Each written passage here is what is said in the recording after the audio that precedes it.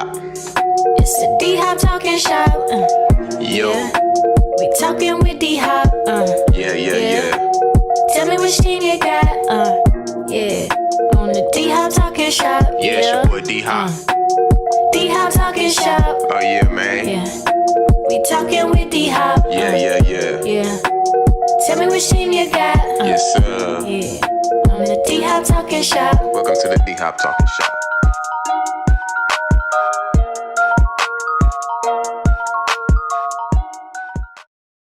Welcome back to another episode of the D-Hop Talking Shop. It's your boy D-Hop back at you with another episode. Before I get today's show started, I would like to say a few things. Got a little things that I want to get off my chest.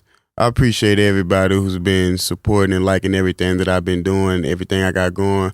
Since I was 13 years old, I always had a passion of talking sports, just engaging in sports. I appreciate all the football players so far that I have met that has been letting me know everything about sports. See, it's like I never played sports, man. I was never like the athletic type of person, the fast person, the big person to ever play.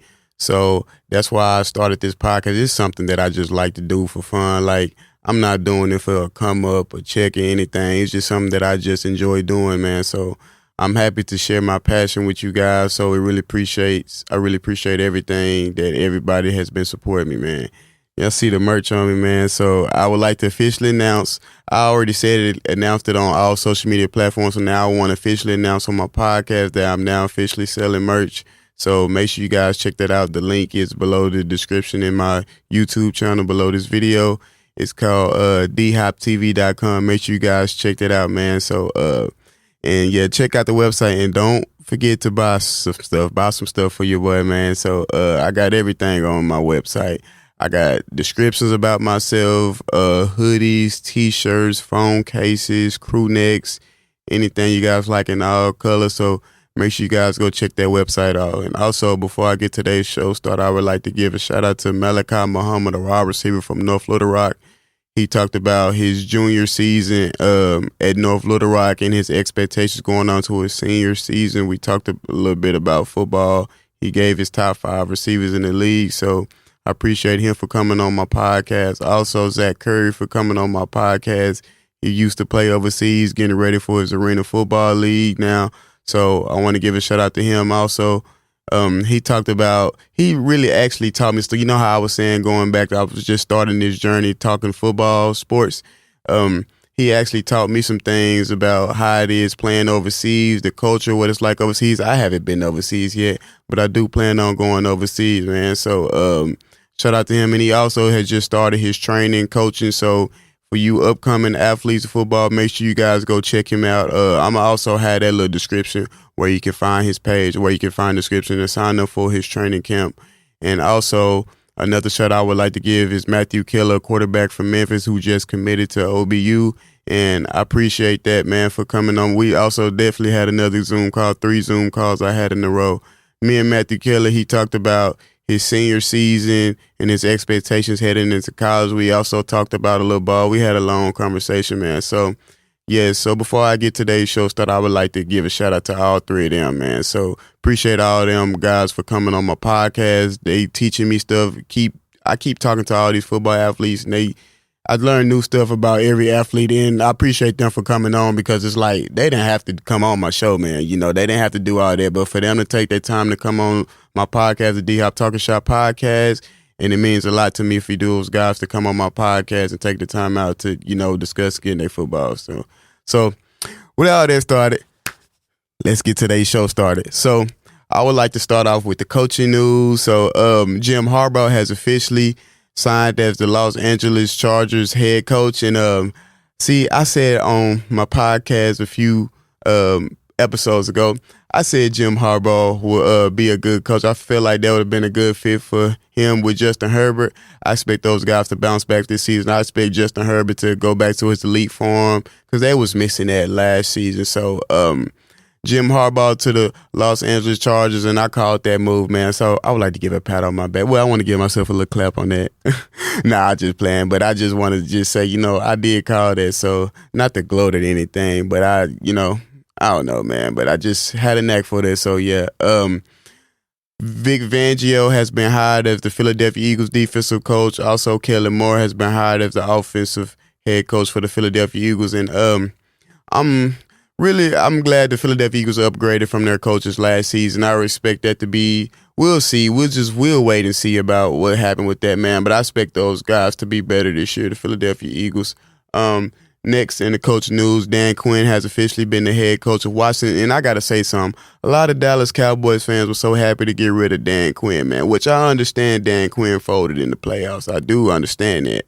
But that doesn't take away, like, the type of season that he had when he was with the Dallas Cowboys defensive head coach. That doesn't take away all those top defenses that he had. He had those guys running all few years. He had a top 5 defense with the Dallas Cowboys, and that defense was hitting on all cylinders. So that's why I'm saying, like, yeah, but the Cowboy fans, like, I understand y'all, was happy that he did leave in the playoffs. But like I said, he still was a good defensive head coach. One bad game does not determine his whole legacy when he was a defensive head coach for the Dallas Cowboys. So, I wanted to say that, though.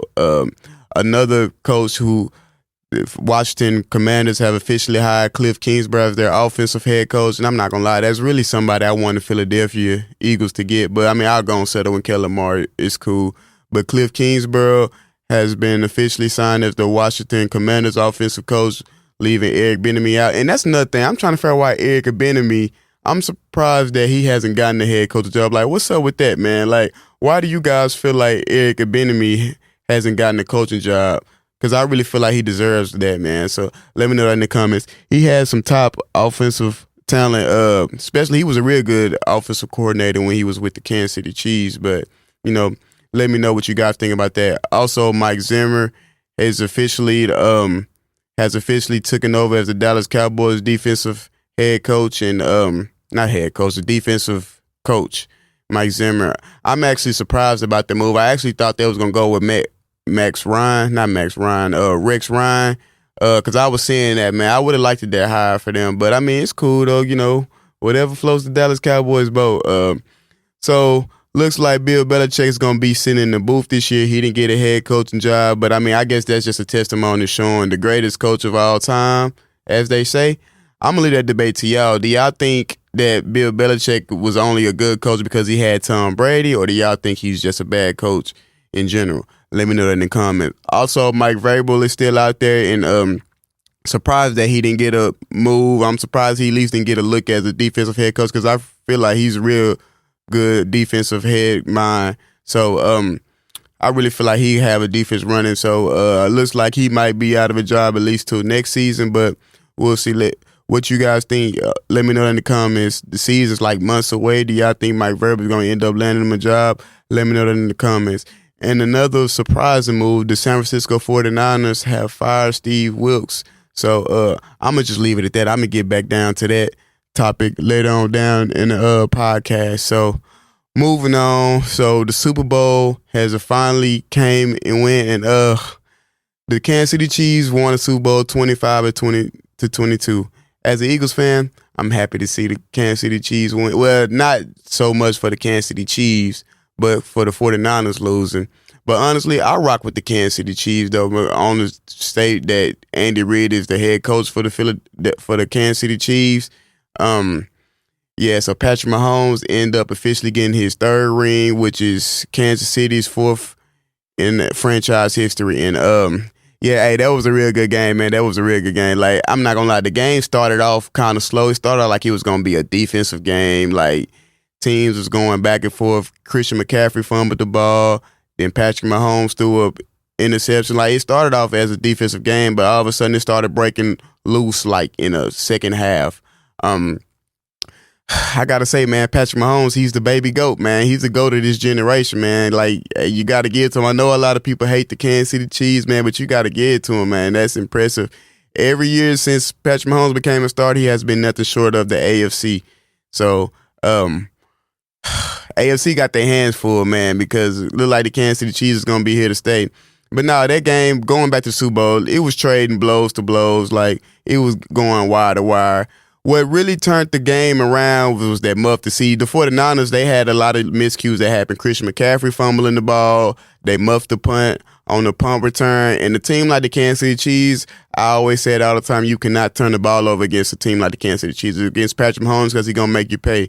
They also started kicking field goals. And a team like the Kansas City Chiefs, man, I'm telling you, you are not going to win no games kicking field goals. You have to get touchdowns, man. So, a lot of fire that happened during that game, man. So when those guys went into overtime, it was crazy. Well, before I get on that before I start on that, the turning point for the 49ers where I knew they was in trouble when Dre Greenlaw got hurt. When Dre Greenlaw got hurt, the moment he got hurt, I said, yeah, I knew it was going to be a wrap then. I already knew because their defense was playing lights out. But the moment Dre Greenlaw got hurt, that's when all crazy stuff broke loose. That middle field always came over open, and they kept picking on that middle field where the backup linebacker to Dre Greenlaw had came in at, man.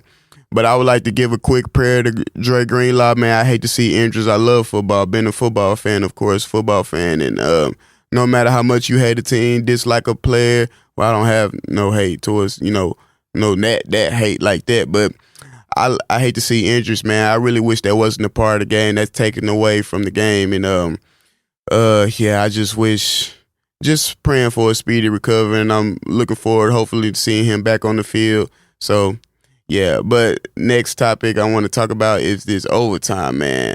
So, Kyle Shanahan took the ball over in overtime. So when the 49ers got the ball in the first possession of overtime, I said, yeah, they about to lose, because I'm like, I don't understand why. They actually shocked me with that.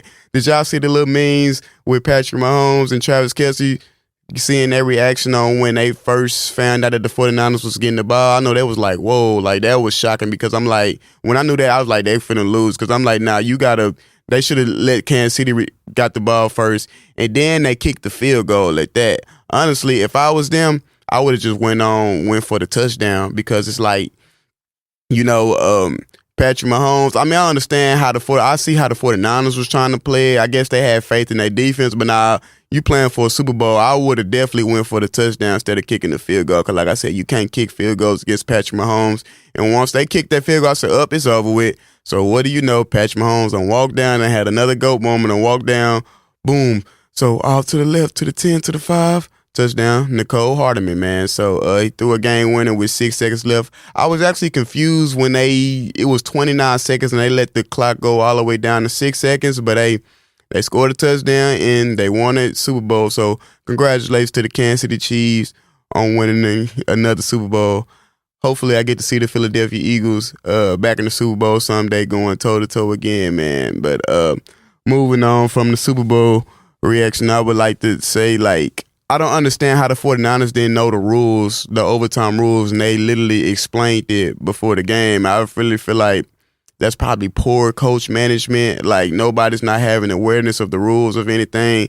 See, them not knowing the overtime rules kind of plagued them a little bit, man. I really feel like if they knew the overtime rules, they probably wouldn't have kicked that field goal, man, because like I said, that really was a smart them, just, how that whole little sequence played, man. So who deserves to be blamed for that? Of the Super Bowl loss of the 49ers, let me know that in the comments. So my next topic, I want to get into this. I want to get into the halftime performance. Usher, let it burn, gotta let it burn. Look at me trying to do some little singing a little bit, but shout out to Usher, man. That was a legendary performance, halftime performance, man. So so funny story. I'm gonna give you guys a story. So when I was in middle school at Horseman Middle School, I used to take dance classes, man. So when the halftime performance had started, man, I started thinking about the times when me used to be dancing in middle school, because I actually danced to a Chris Brown song, and I got up dancing to that little halftime performance with Usher, man. He took me back with those moves, with the ATL anthem, Confessions, Let It Burn, all those good songs, man. So shout out to Usher, man. That was a real good performance, man. A lot of little stuff has been said about Swiss Beats and Alicia Keys, man. But honestly, I'm glad Swiss Beats had I'm glad he had cleared all the little stuff up, because I really feel like that's for the insecure guys to be getting mad about, Usher. I mean, because they performers, man. So it's like, that's what they do, like performers, not like certain things, but I mean, come on, man, it was Super Bowl performance, man. So, we don't need all that. Like, don't be doing all that, man. So, yeah, Ursha took me back, man. So, I actually want to, like, probably start going back. Like, I love to see the OGs come back out, man. He brought Luda out, Lil Jon. It was just an all-round performance and good backup dancers, man. So I would like to give a shout-out to Ursha for that good performance. But honestly, to be totally real, I still don't think no performance has topped that Chris Brown performance that year. He had the performance, man. I really feel like that was the all-time favorite. If it wasn't number one, that Chris Brown performance was definitely top 5. I would move Ursha's performance at least. I'll put him up there at the top 5 in the all-time Super Bowl performance, man. So that was good. The commercials, the halftime commercials was real good. Beyonce announced the new music, which I know everybody's happy about that. Everybody loves Beyonce, so we love Beyonce. So, yeah, it was real good thing, real good all that, man. So I like to say, give a shout out to Ursha. And so since the Super Bowl is in New Orleans next season, I would like to say this. Please let Lil Wayne perform. Lil Wayne, he needs to be performers. Anybody else who performs that Super Bowl in New Orleans is wrong idea. You got to let Lil Wayne perform in his hometown because everybody, that's really going to be turned up. That's going to sell out. So NFL. So, I mean, if you could hear me, I'm speaking for everybody. Please let Lil Wayne perform on the halftime show next season, man. As a football fan and a hip-hop fan, we'll really appreciate seeing Lil Wayne, though, man. So, moving on. After the Super Bowl, I seen stuff that was posted from Brandon Ayuk's best friend. Is Brandon Ayuk leaving? If Brandon Ayuk leaving, I got a team that he should go to. I really feel like he should go to Los Angeles Chargers, assuming he do leave the 49ers, man. I really like that move, him going to the Los Angeles Chargers with Justin Herbert.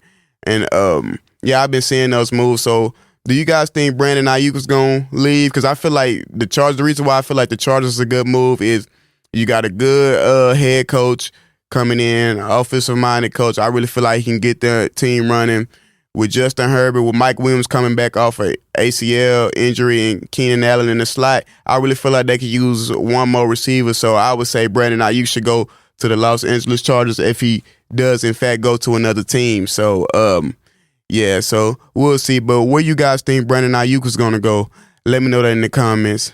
So another topic that I want to talk about is Steve Wilks getting fired as the San Francisco 49ers defensive head coach. And I'm like, I really feel like that's not a good move for the 49ers because I don't understand. I really feel like they're using him as a scapegoat. I don't want to put race in it, man, but it's just kind of crazy that Steve Wilks' defense held Patrick Mahomes to 19 points. Like, come on, he held him to 19 points the whole time.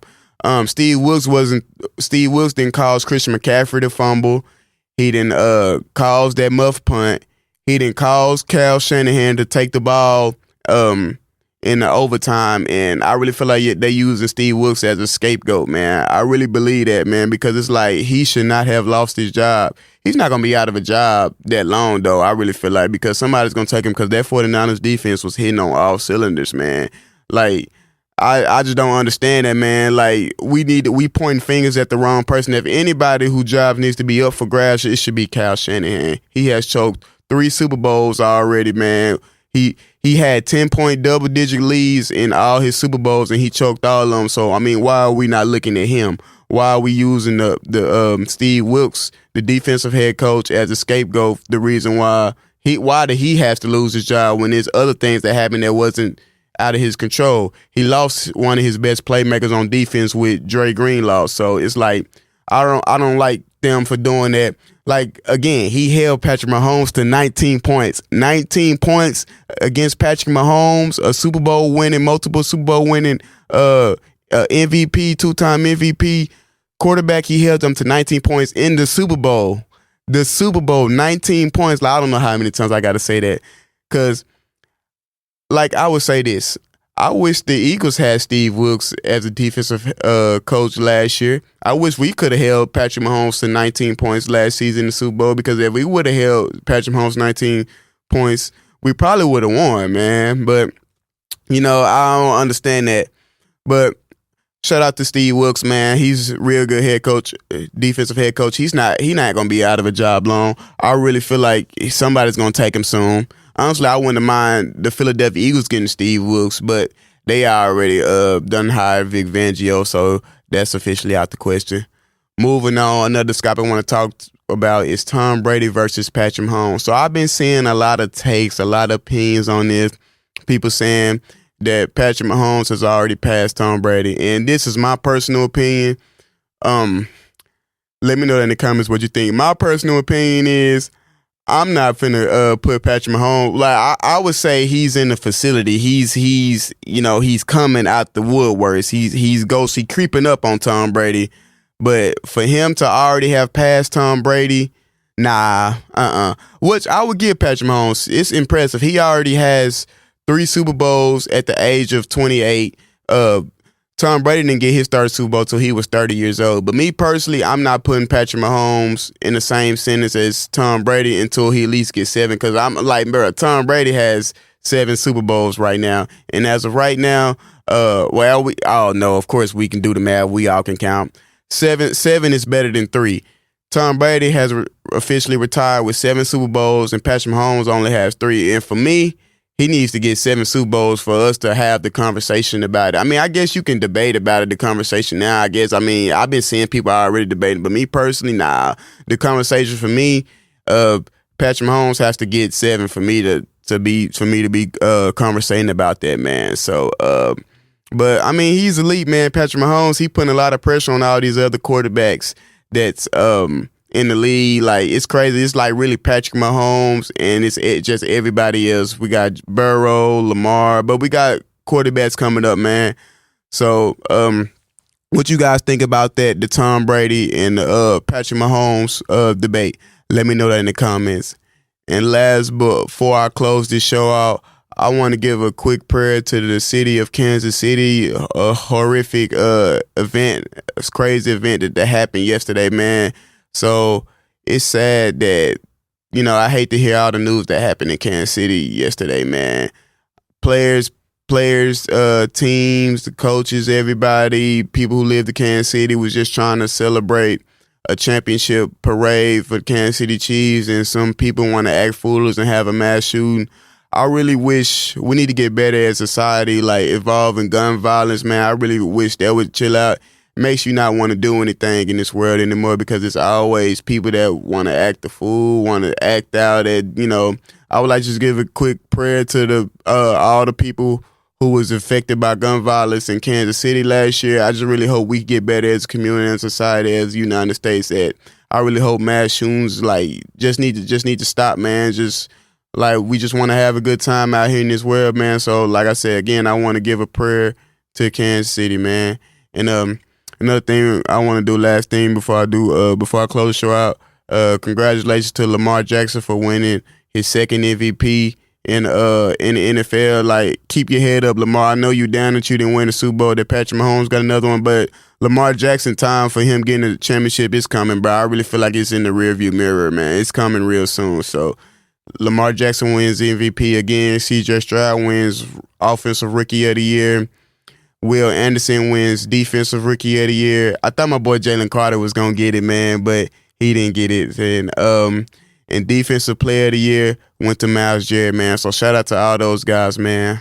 I hate the football season's officially over with. But with that being said, man, this will be like my last video of in the studio just talking football as a whole. Like, I mean, I'm going to be back on football, but since I'm going to be back on football when like free agency moves start in the NFL draft. So now with that officially being said, next time you see me in the studio, I will be switching to basketball. I'm officially switching to basketball, and I will be still taking Zoom calls. Like, y'all still going to be seeing it on my podcast. I'm still going to be having Zoom calls with football players, just talking football. But other than that, when I come to the studio, I'm just going to be switching to basketball now. So,